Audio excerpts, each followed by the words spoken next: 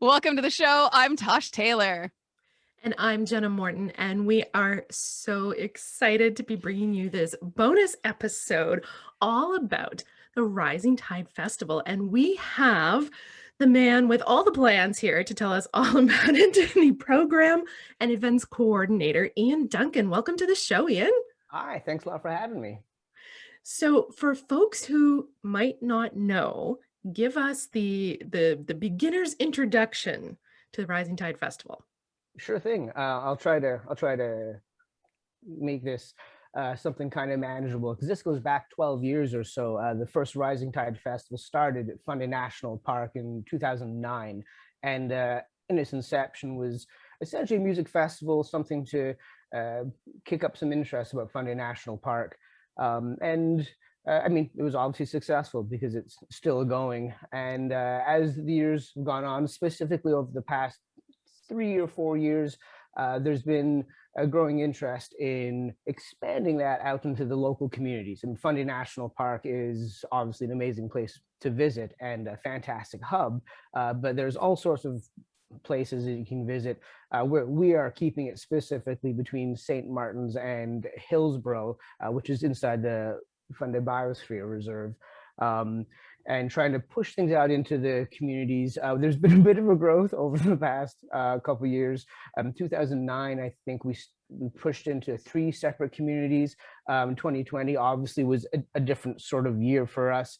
We tried to do as much virtually as possible and had 5 separate events. And now this year we've got 15 different events going across 6 different communities. And the real hope is to highlight not just the local natural wonders, but also the local communities, the local businesses, the food that's produced here, artisans and musicians. There's a tremendous amount of talent and things to see and listen to around here. And it's definitely for people to entice people to come visit from other places, but it's just as much for people that live here and drive up and down the 114. And we just kind of take that for granted. We live here, we see it all the time, so we're just used to it. We forget that it's actually an amazing place. I know a lot of us will drive up and down the 114 and your initial thought is, oh, tide's in. Oh, tide's out.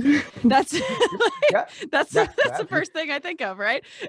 And not, 100. wow, look at all of these beautiful houses, all these beautiful places to stop and eat and drink and buy artisan stuff. So I think this is such a fabulous way to showcase all that.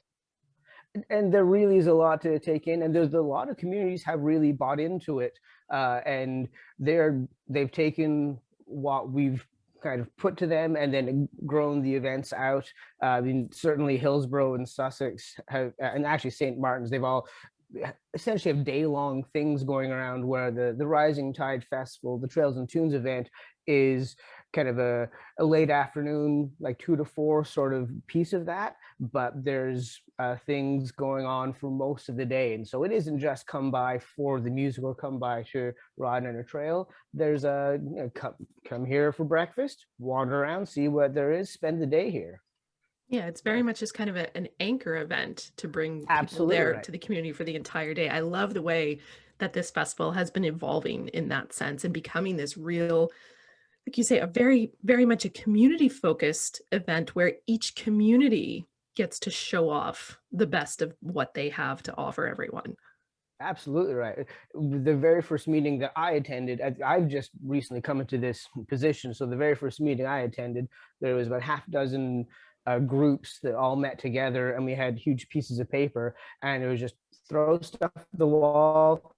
What's great about your place? Because I live in Hopewell Cape, and I work down here in Alma.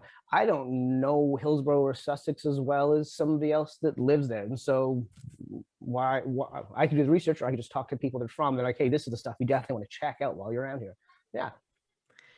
And so, for people who haven't looked at the website yet to see all of the events, talk a little bit about how these are structured. You said there's 15 events taking Hmm, place hmm. over, it's August 7th to the 15th. 15th. Yep, So you've that's got right. a nice little chunk of time. So you can either like come plan your vacation and do all the stuff or Right, pick and yeah. choose. And tell us a little bit about what the events are that the communities are putting together. Absolutely. We've got a wide range for all sorts of different folks. I'll start. I'm going to probably go in chronological order because that's probably the easiest way for me to keep it straight. We start out in Hillsborough, and the main focus there is talking about stories. There's a lot of really interesting things. Most of us drive through Hillsborough on our way to the Rocks or something like that. There, I don't know if you know this, but there's actually a food forest orchard behind the tourism center. There's like there's legacy food there. It's a super interesting thing that I didn't know there. Oh. So the main events there's we've got two tours. There's an historic bike tour as well as a food forest tour. And Jen McGrath, an author, she's written books about the area. Yeah, she's going to be reading a bit from White Cave Escape, I think is the name of it. I always want to say White Rock Rescue, and that's because anyway. We won't get the into first book is Chocolate River Rescue. Exactly, and it's kind of about the White Cave or the White Rock area, which is a bike trail. But it's White Cave Escape is the name of it. So she'll be reading, and then Paul Toner will be doing some of his songs. Paul Toner's a lot of the stuff that he's written recently actually has to do with the local area, and so both of these people, both these musicians, or I guess artists, will be making some music and singing some songs about and telling stories about Hillsborough and that area.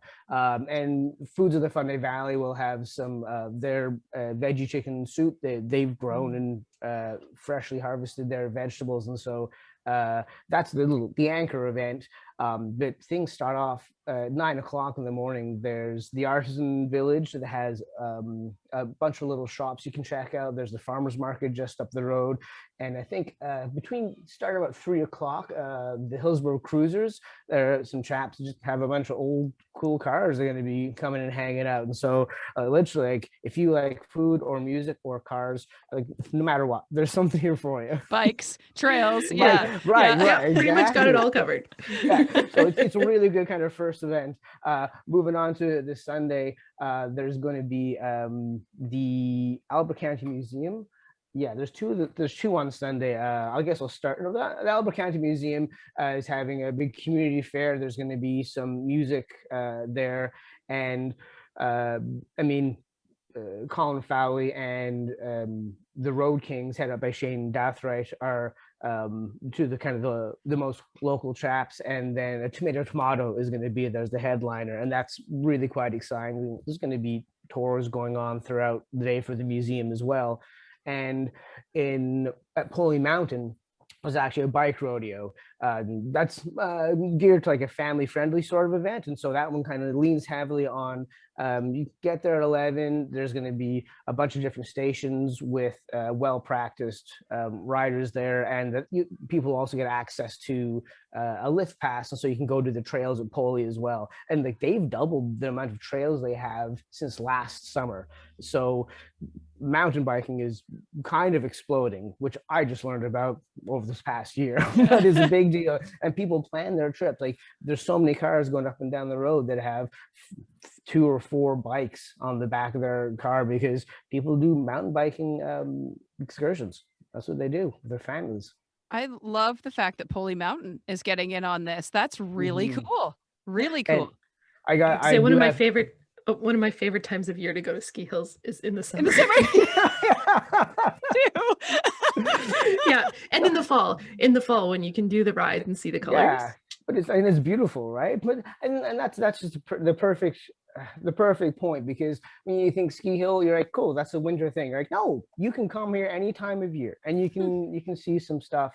There's definitely things to see. Oh, and I'd be remiss in saying Kevin Chase will be there at Poley Mountain making some music.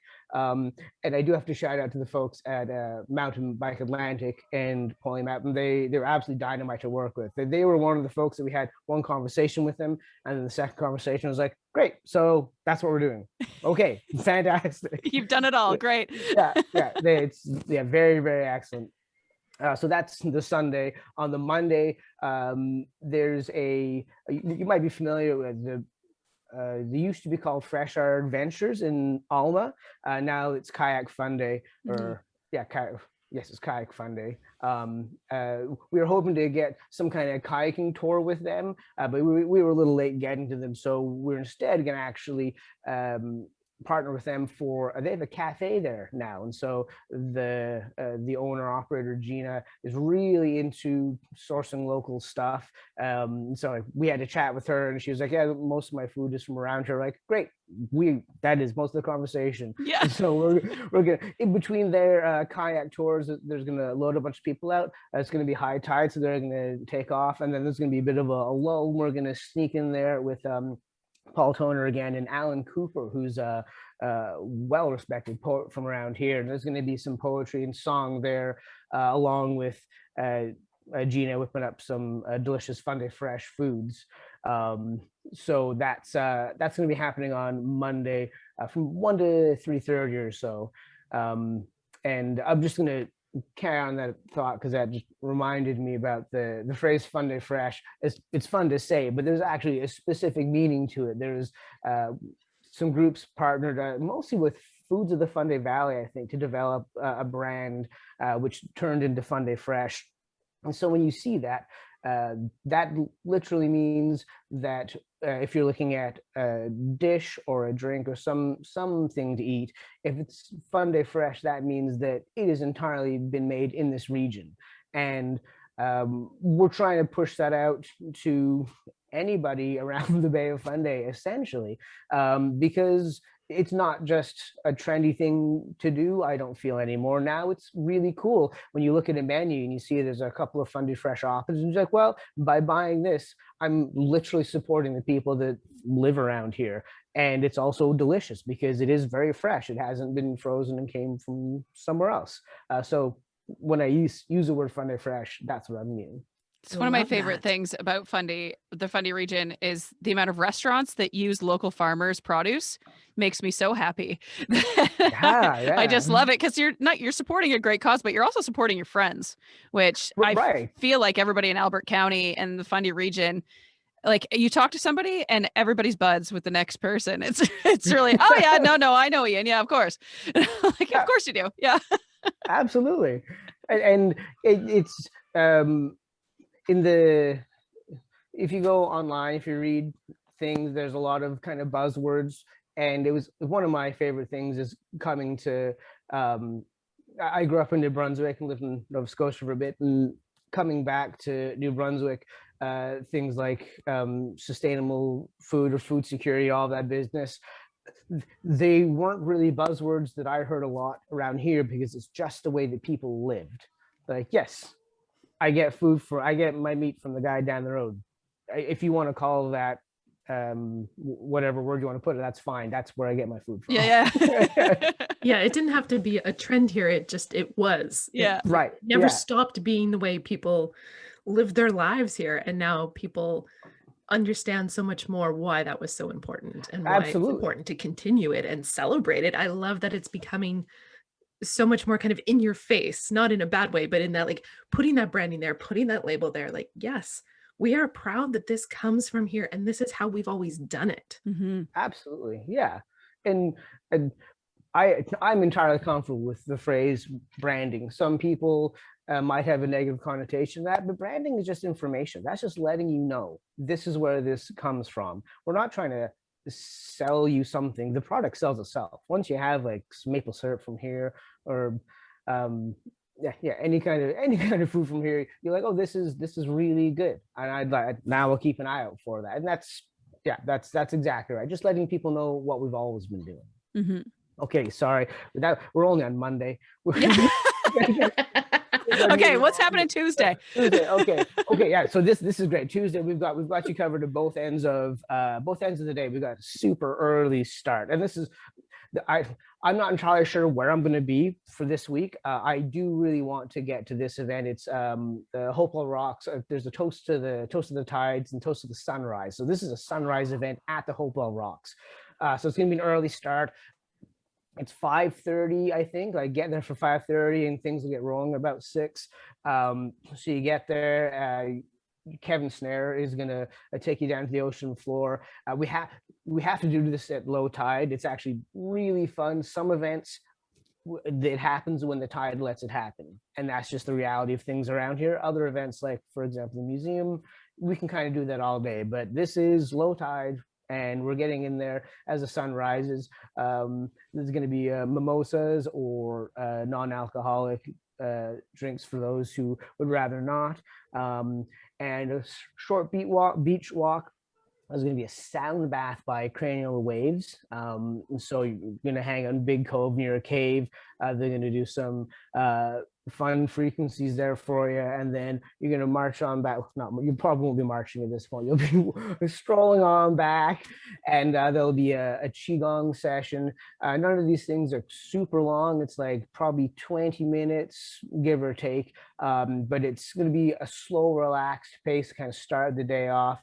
You're going to see the sunrise, and then you've got the option to head up to have a light breakfast at the restaurant afterwards.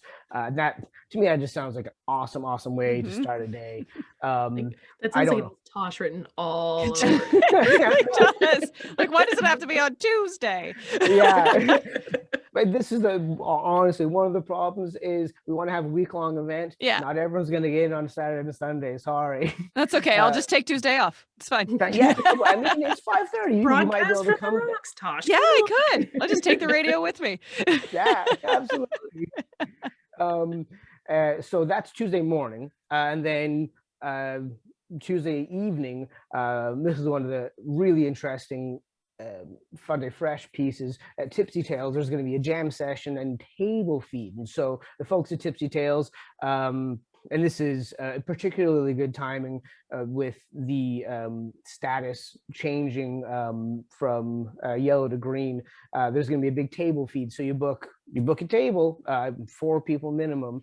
You can get there, and there's not going to be utensils in that business. It's just a bunch of local boiled food, lobster, corn, potatoes, this big mishmash of stuff come up, and you pop on the table and you just go to town on it. This one has me written all over it. Yeah. Do you like kitchen parties? Because we got you covered. So the food starts at 6. You get there and you have a big table feed mess, and then 8 o'clock. I was going to switch to a jam session. We got Chris Kolpak coming in. He's dynamite. He's a legend. Let's face it. He absolutely is. He's like, what can upstage Bay Funday Lobster? Chris Kolpak. Yeah. That's it. So he'll be doing some of his original stuff about 8 o'clock. This gets a little loosey goosey. He'll be doing some of his original stuff, putting a bit of a show. But there's an excellent host there, Nick Viano, who will be joining him, and they'll host a jam session essentially. And I don't know if you were at it last year, but it was really, really interesting to see. There's professional musicians. This is what they do for their living, and they're up there playing, and then they encourage other people to come up. And so there's a group of just whoever making some music. And then when that kind of winds down, people go grab a drink or a snack, and then the Chris Kolpa and Nick will probably do some other stuff. So it's going to be and then that starts at 8 and goes till whenever it goes. Nice. So yeah, if you're planning on doing both of those events, you're going to want to get a siesta in there in the middle of the day somewhere, because it's going to be a long one. It'll be, yeah. Yeah. Those mimosas will help you nap after the sunrise anyway. Exactly. Yeah. Instead of a breakfast, probably having like a bunch of blankets in a room somewhere for a big old nap would be the way to go. I might make a note of that for next year. Nap. A meditation room. Exactly. Yeah. Yes. You're snoring while you're meditating, and we're going to put you in another room. Yeah. So that puts up to Tuesday. What's happening Wednesday? Wednesday, I keep on like leaning back because I have to take a look at the schedule. Oh, so Wednesday is we got 2.5 events, 2 to 3 events happening, depending how you count them. In the morning in Alma, we've got a corn husk workshop.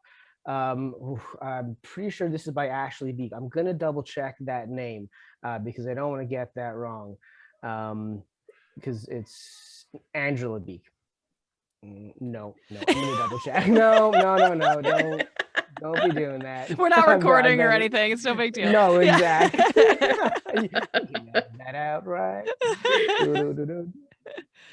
There's an Ashley and an Angela, and I got both the names at the same time. So Yeah. yeah, it's got Those me A names. good and Yep. confused. Yeah. Yeah. So just Corn to husking. be- Yeah. What do you do with corn husking while you're looking up her name there? it's a corn husk doll, and so I you was just gonna actually say, like, crafting with them. yeah, exactly. Both of these are events with Indigenous artisans. The first one, yeah, Angela Beak. Okay. She's doing a corn husk doll workshop. Starts at 10, so you get in. She'll tell you a bit about what you're going to do and then walk you through it. And at the end of it, you'll have a corn husk doll to take back with you, which is pretty cool. And then in the afternoon in Alma, and this is actually going to be Wednesday and Thursday, Cecilia Brooks from Wabanaki Tree Spirit Tours.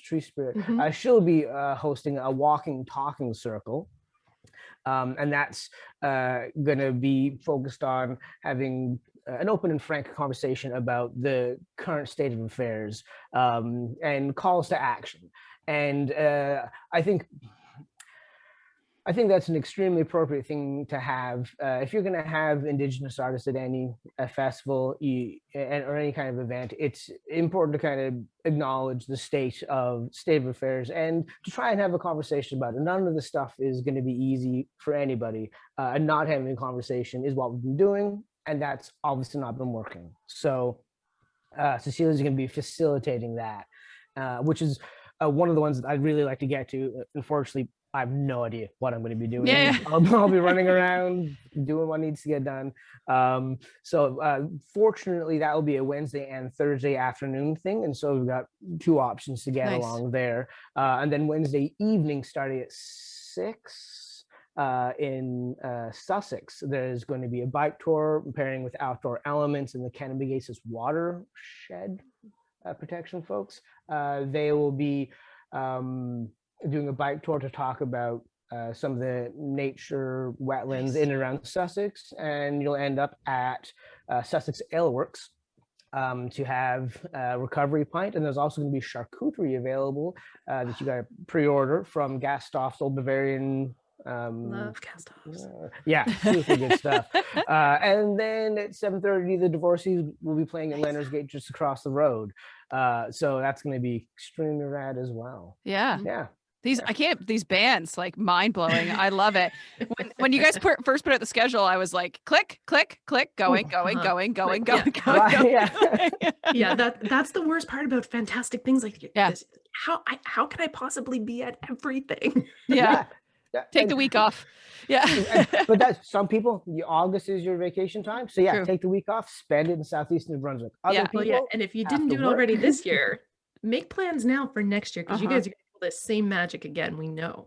Yeah, honestly, my personal hope for next year is to try and keep things a little more concise isn't the right thing, but there's so much stuff to go see, and I know I'm not going to get to see it all. I'd like to, but I honestly, there's no way to probably do that unless, like you say, you take the week off, which I encourage. If you're going to be vacationing in August, definitely Southeast New Brunswick would be the place to be. Yeah.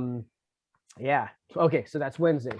Thursday. We're getting there. Yeah. Thursday. Okay. I hope so, because we're going to run out of time. Yeah. Like the timer just uh-oh. Thursdays, Cecilia's doing a thing in the afternoon in Alma. In the morning, Ashley Sanapass is doing a porcupine quill medallion workshop. So again, an Indigenous artist going to tell you some information and kind of the cultural importance of what they're doing, and you'll get to actually try your hand at it.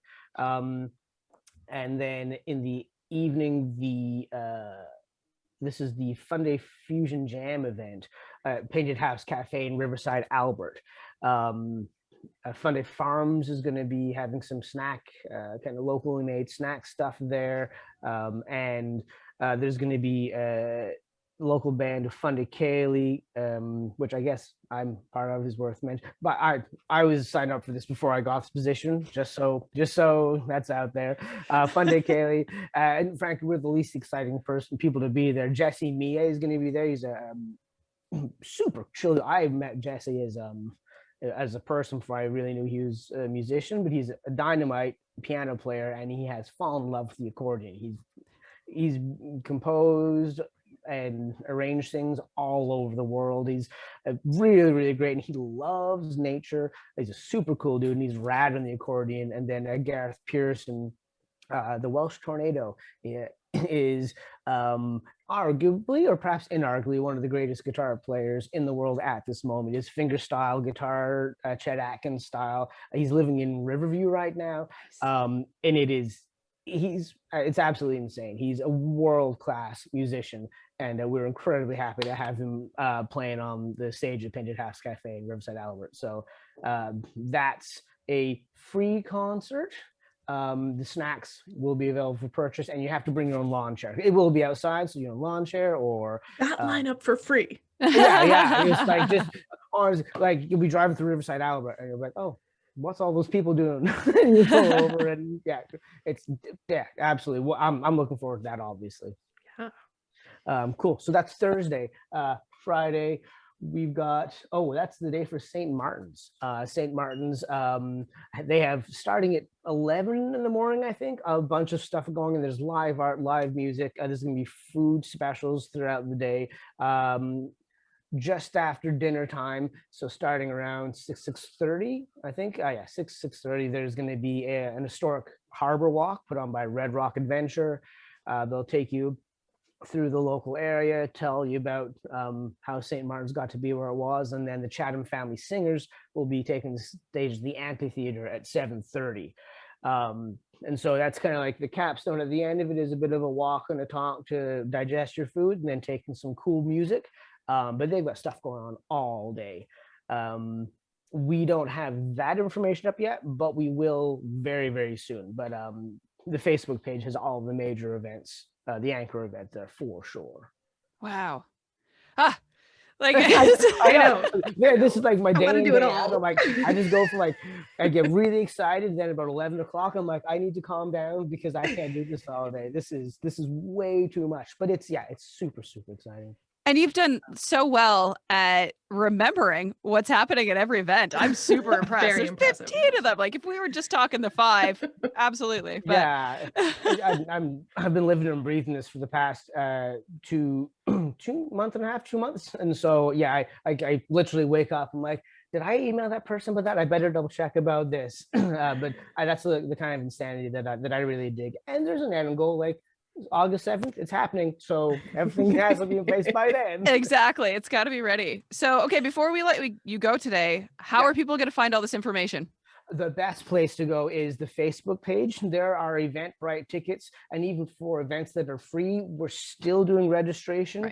Right. There might not be as strict a limit or capacity as we originally thought, but we still prefer to, especially for food things, if you can pre-register, that way the people that are preparing the food, because you make it fresh, it's going to be made a day, maybe the day before, maybe the day of. We don't want to be wasting any food. And so if you pre-registered, that way we know how much food we need to make. That Facebook page, the Rising Tide Festival, is the place to go.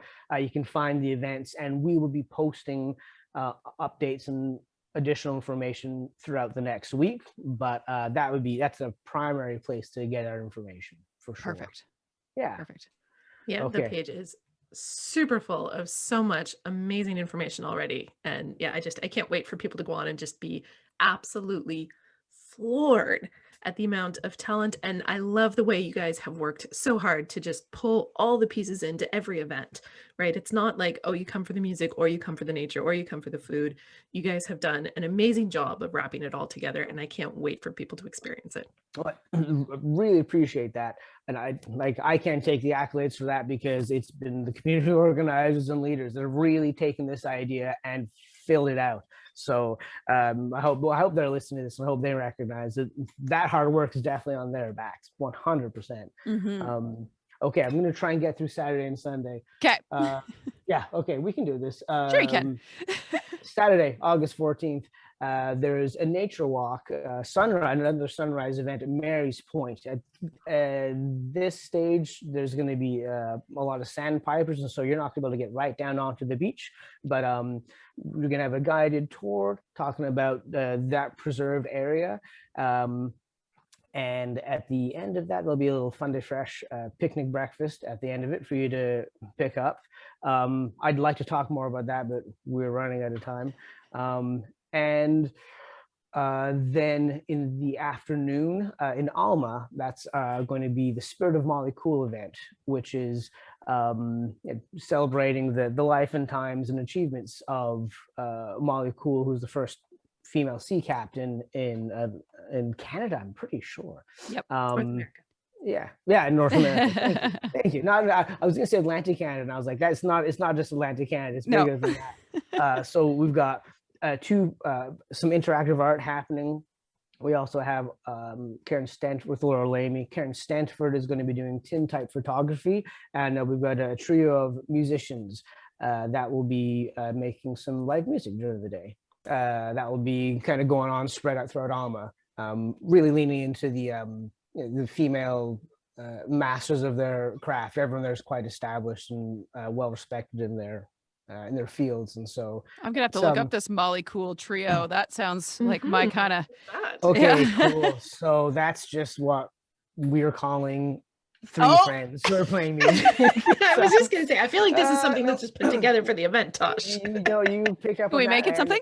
It's I mean, you have to talk to them. We've got Dorothy Brzezicki, who's a concert harpist, and Sarah Lipte, violinist, plays with symphonies, and Meg Blacksley, who has on and off led the jam sessions at Tipsy Tales, and plays quite a mean piano and guitar. So that's they'll be doing some live music, and I'm actually super interested to see what they pull together, because they all kind of come from different musical backgrounds.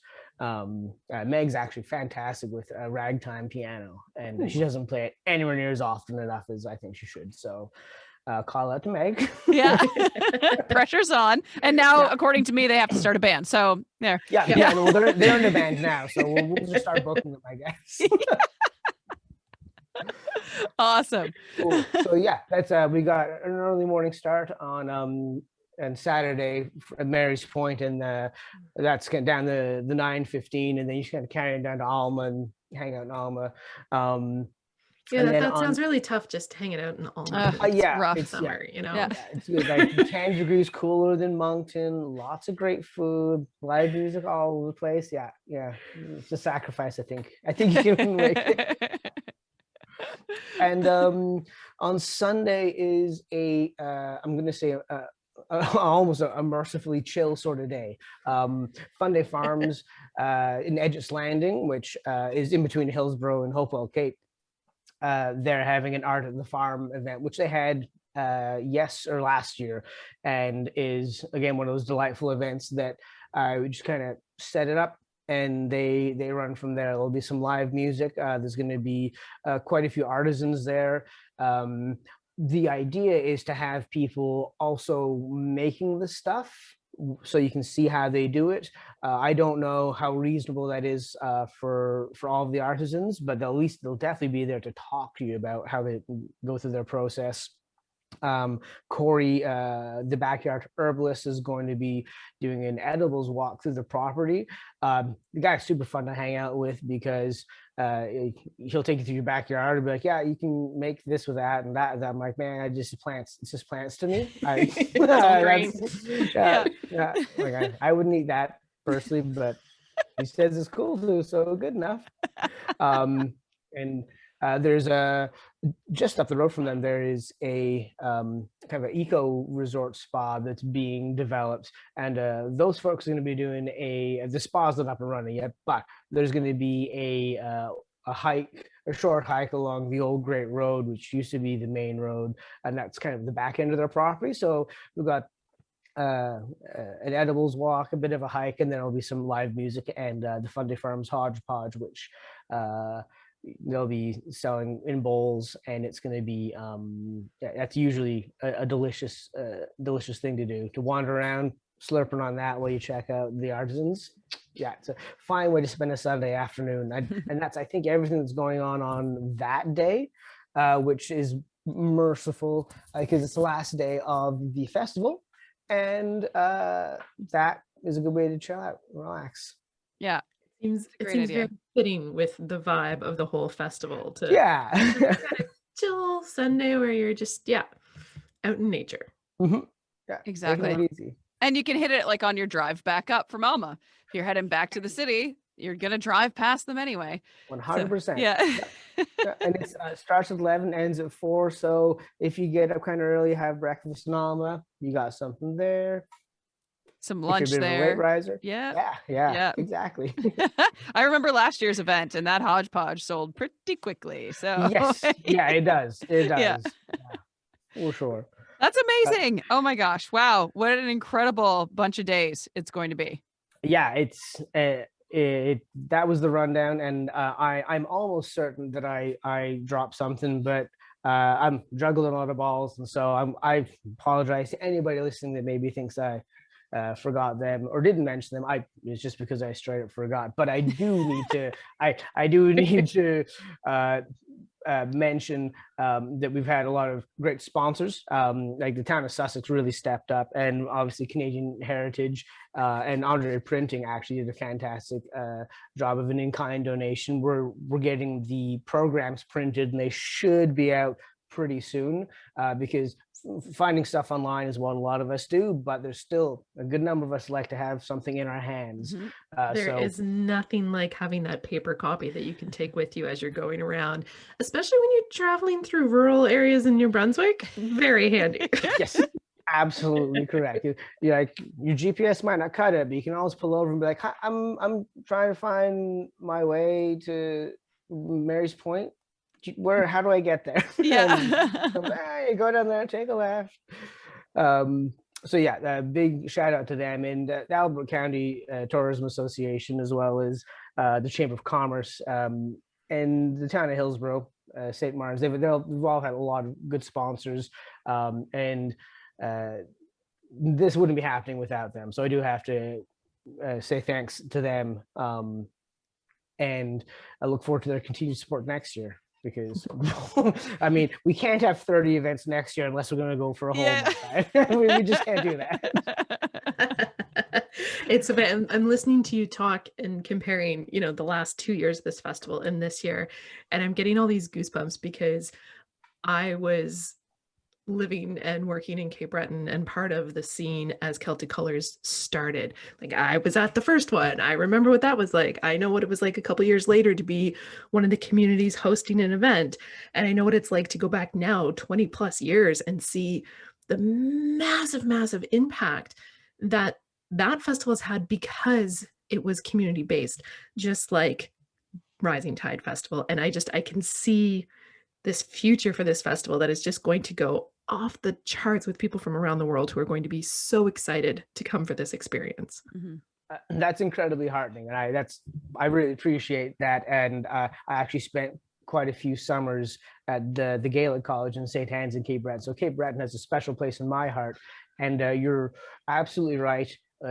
It's really easy to see the Celtic Colors Festival as a self-contained community event because you're on an island. You're like, just explore the entire island. But you can have the same idea here. And that's part of, I think, the draw of the Fundy Biosphere Reserve, is because there's a geographical area here that if you just take that as an arbitrary boundary, you can spend an entire week easily exploring the stuff that's around here. And I think it's a very apt sort of analogy. Or if we can get to there, I'd be very, very happy with that. That'd be amazing. Well, I mean, it seems to be showing with the amount of growth that quickly. So that's mind blowing, and through a pandemic. So absolutely right. Yeah. And it's unfortunately, because of the pandemic and the state of the federal perspective on that, Fundy National Park couldn't be directly involved in this year. And so presumably next year, when we can partner properly with the park and really get back to the initial idea of like the park as the hub and using that to support. I mean, who knows? Maybe that'll be shows every day at the park, and then shows outside. I've got no idea where it could go, but yeah, it's endless. Yes, Yeah. it is. Yeah. Yeah, it's going to be so fun to watch this grow. And thank you so much for taking the time to tell us all about this year's event, Ian. Well, thank you very much for having me. I really appreciate that. And hopefully I'll see you at some of the events. Oh, you will. Yeah. Good. Awesome. Great. I'll be meeting you for samosas. Mimosas. I If we can get really- some I didn't hear samosas samosas. too. I was like, yeah, I like samosas too. We do both. Next I'm year. 100% on board with that. A samosa mimosa mix. Beautiful. All right, we got plans for next year already. Look at us go. Yeah. Okay, event 16. Here we are. My backyard. Hey, it falls within the boundaries. It's true. Yep. Actually, I think mine does too. Yeah. We've got a Sunday afternoon free, actually. Sure. We'll put you in there after Okay. the farm. Yeah. Yeah. Tosh for samosas mimosas. Beautiful. Perfect. I'm there. Excellent. Awesome. Okay. Well, thank you again. And we will see everybody listening and watching at the events too. I'm sure of that. Awesome. Well, thank you very much.